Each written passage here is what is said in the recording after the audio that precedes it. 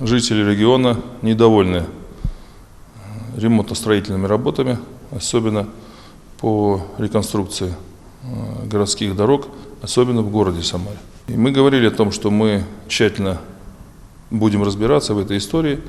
Речь идет о производстве и ремонте 11 дорог в городе Самаре. Именно компанией, которая не имела на это, на наш взгляд, соответствующей техники и не имела опыта для производства таких работ.